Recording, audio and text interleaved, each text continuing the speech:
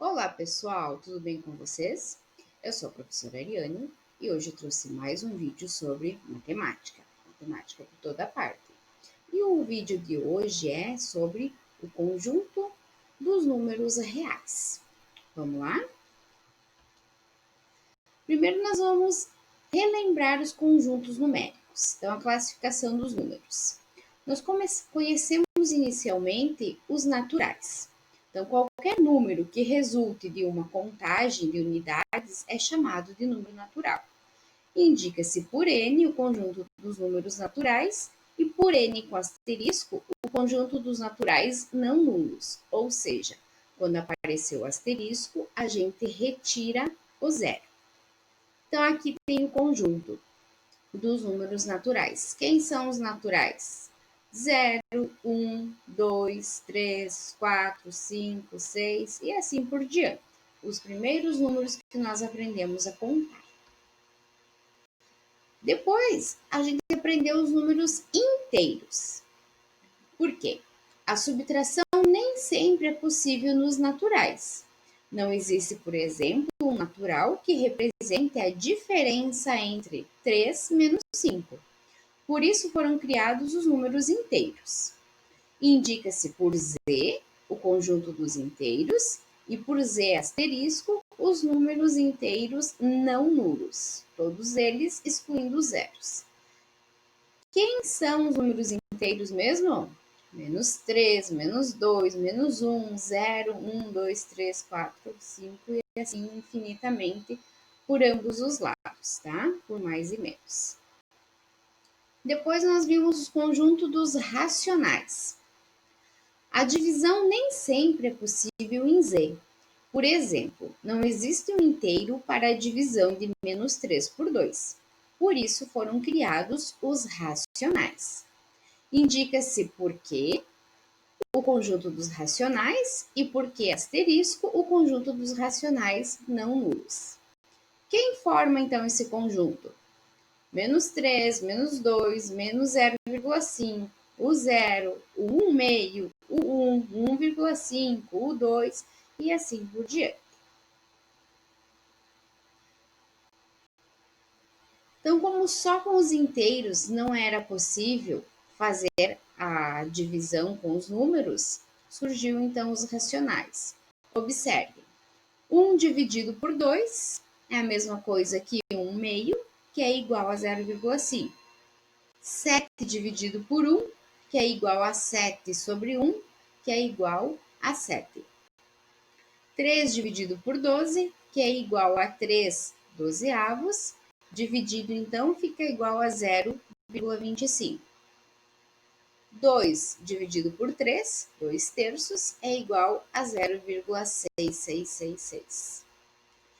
Percebam que os três primeiros exemplos, todos eram o quê? Números decimais exatos. Terminaram ali. Mas no último, apareceu uma decimal que não tem fim. A gente pode continuar dividindo, mas nunca vai chegar no final. Então, para ela, damos o nome de dízima infinita periódica. Por que é periódica? Porque a gente vai ver que tem um período. Neste caso, o período é 6.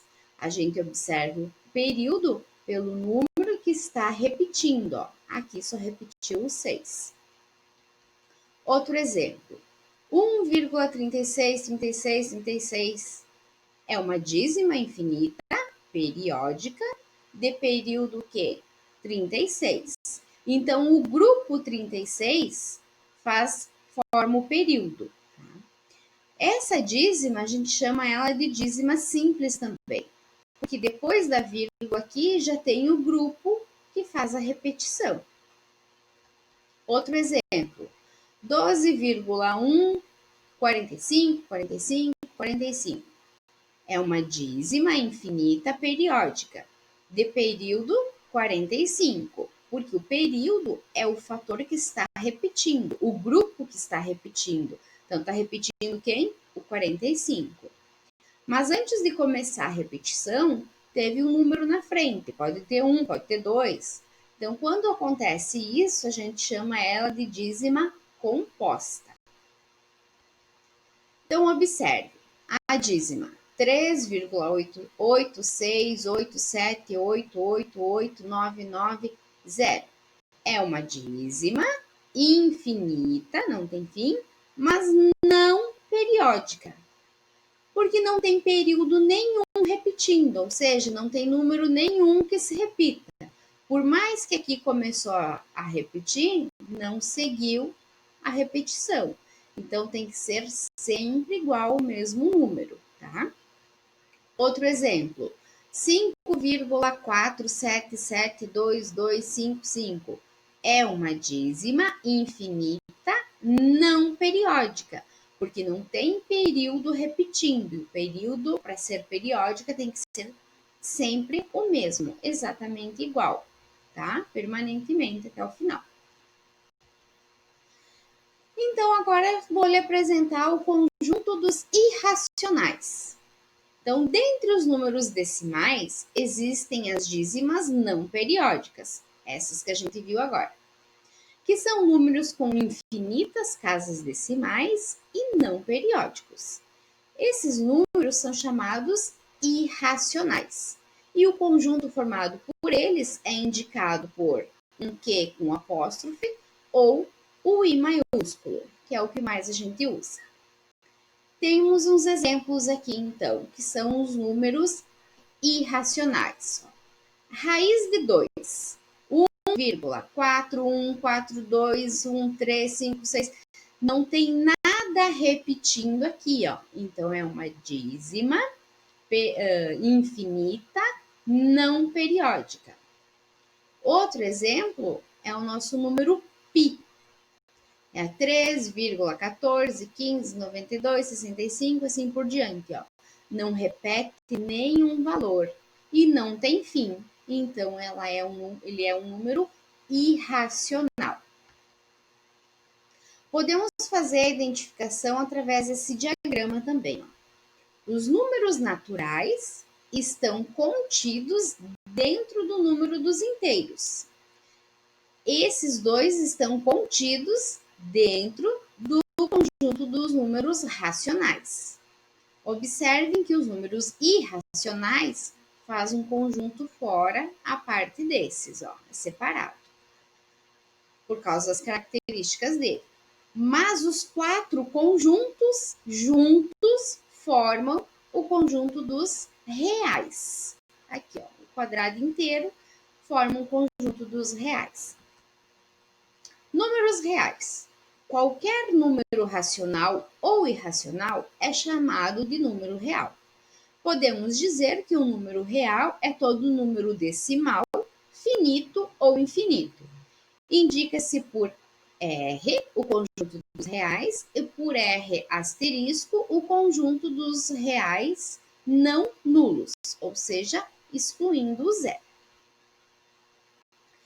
Uma nota, então, representação dos subconjuntos especiais em R, dos reais. Quando eu tiver um R com um sinal de mais embaixo aqui no pezinho dele, eu quero qual número? Ó?